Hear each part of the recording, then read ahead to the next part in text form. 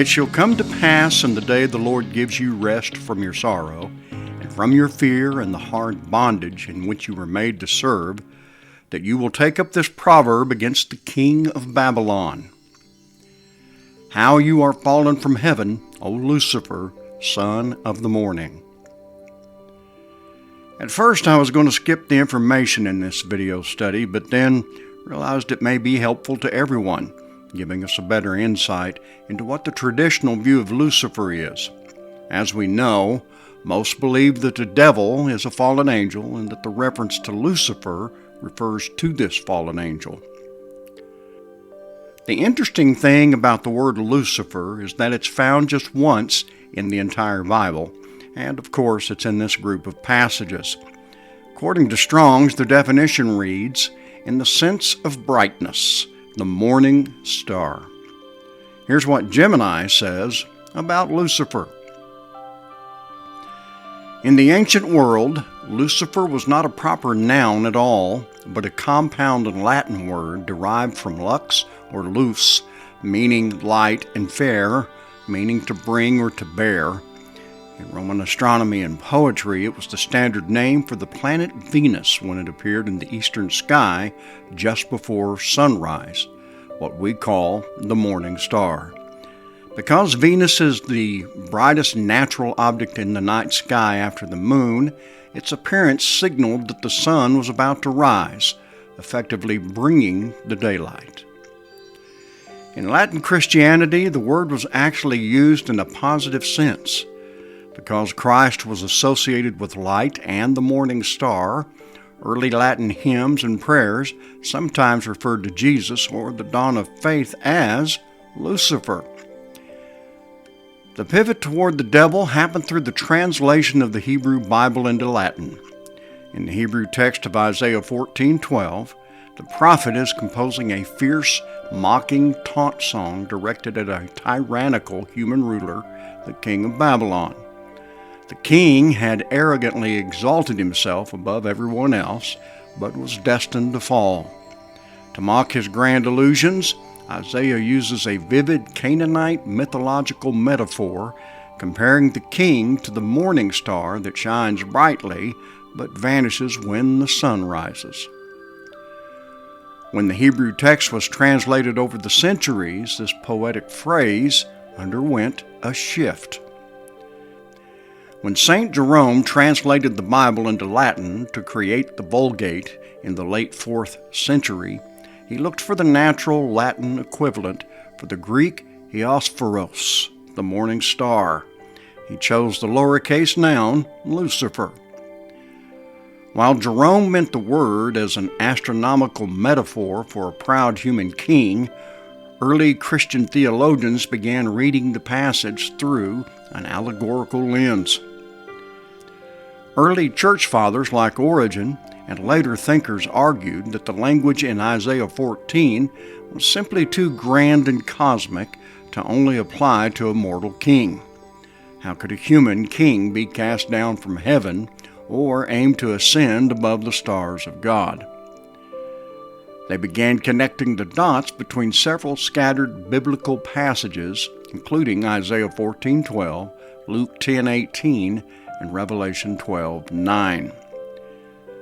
By superimposing these texts, theologians concluded that the background history of Satan was being revealed through the poetic description of the Babylonian king.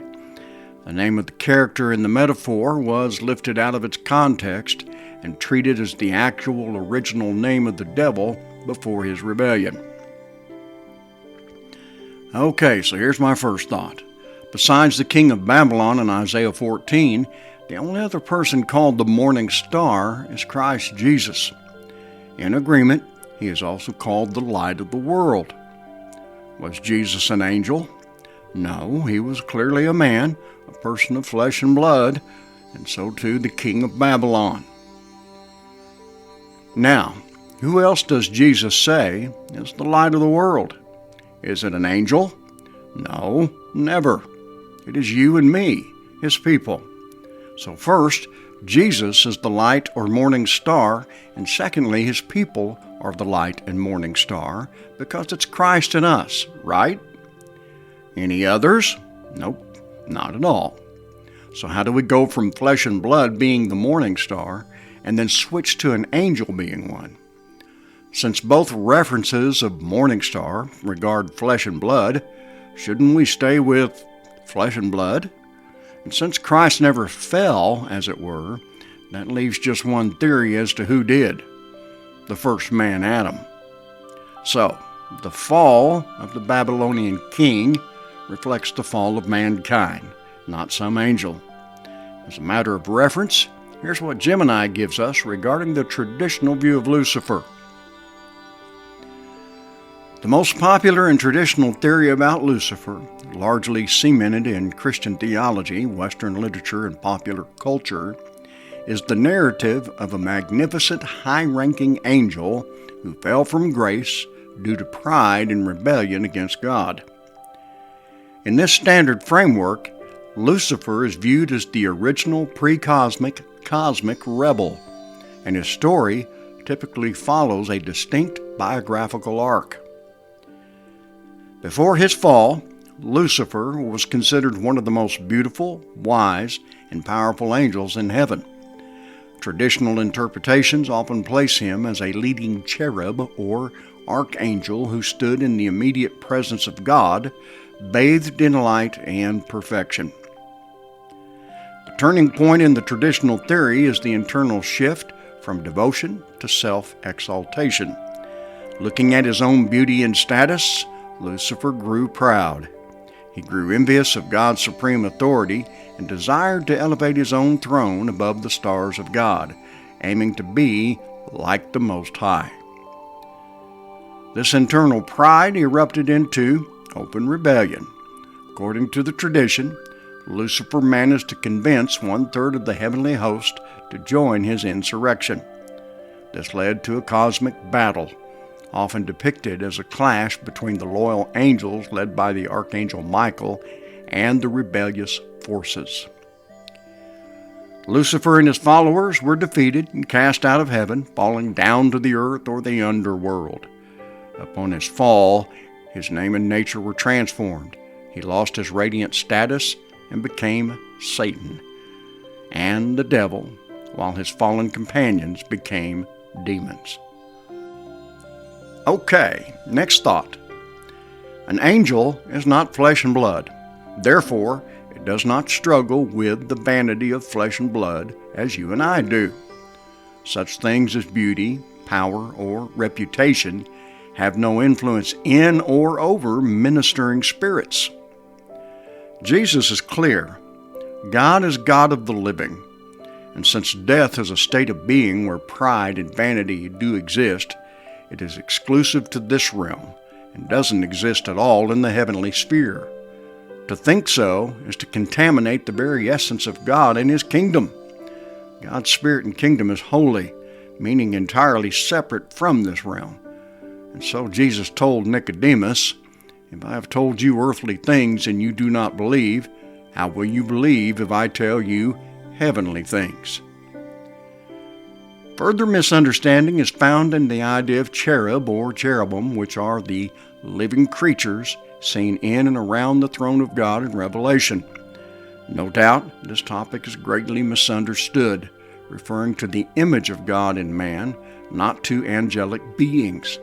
For more on this, see my series, Who Are the Cherubim? From the Lion to the Eagle. As for the war in heaven and the casting down of the great dragon, this should be kept in context with where it's found and not tied to the passages in Isaiah 14. On the surface, this may appear as some sort of angelic warfare, but beneath the surface, it has nothing to do with rebellious angels and everything to do with the pride of man. We considered some of this in the previous study.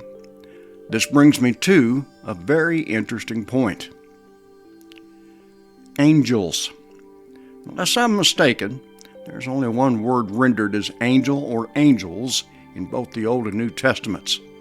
In the New Testament, it's the Greek transliteration angelos, found 175 times, most often rendered angel or angels, but in several cases as messenger or messengers.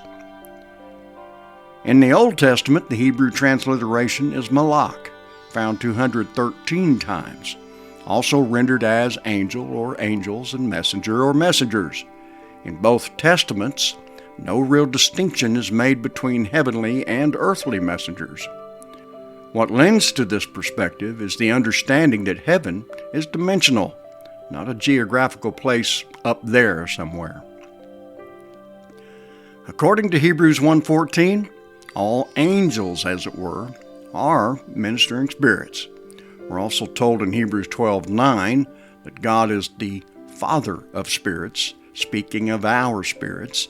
For in 1 Thessalonians 5:23, we're told that we are spirit and soul and body. And so it's been said that we are not human beings going through a spiritual experience, but spiritual beings going through a human one. So the message of a person can be the message of an angel, as in the prophets of the Lord. So back to the idea of temptation. Can heavenly angels or messengers even be tempted? I think not, since the scriptures are quite clear that flesh and blood is the real problem. It's this flesh and blood creature that we are that is subjected to vanity, not willingly. This has never been true of angels. The one who has never been flesh cannot be tempted by it. The raw and honest truth is, our pride is a matter of the form-based world, not the formless. The pride of the self is an illusion fashioned by our upbringing and our fleshly presence in this world of form.